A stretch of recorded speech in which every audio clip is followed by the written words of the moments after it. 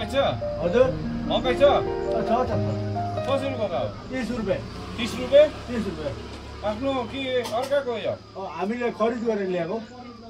कम्ती महँगो भएन त यो त अन्त हजुर 1-2 रुपियाँ त खानु पर्यो नि हामी गरिब मान्छे माथि ग्यान्टोकमै 15 घोगा पाइहाल्छ पोलेको मकै होइन अलिक महँगै ल्याएको सर 20 मा हुन्छ 20 मा त हुँदैन सर 20 मा गएर पोला एउटा ठिक्कै छ सर ठिक्कैको छ भोक लागेर हो त एउटा ठिक्कैको छ यो सर 25 चाहिँ दिनु नि के को 25 झन् 15 रुपियाँ घोगामाथि ग्यान्टोक पाउँछ 20 रुपियाँ दिँदैछु यहाँ 25 यहाँ बारीमा आएर 25 मा कसले उयो गर्छ माथि 15 घोगा पाइहाल्छ 25 त दिनु नि सर मिठो छ के फेरि मिठो त खानु त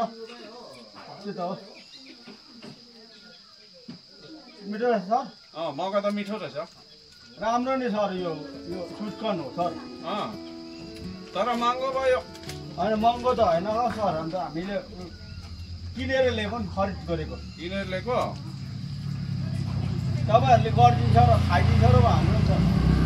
यसो अहिले पैसा हुन्छ छोराछोरी पाल्नुपर्छ सर तर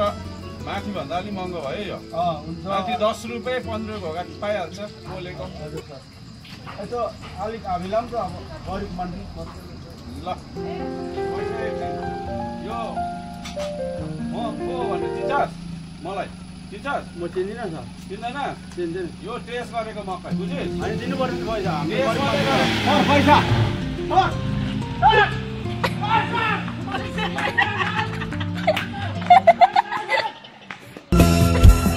मेरो भाग्य च्यातिएको कागज जस्तो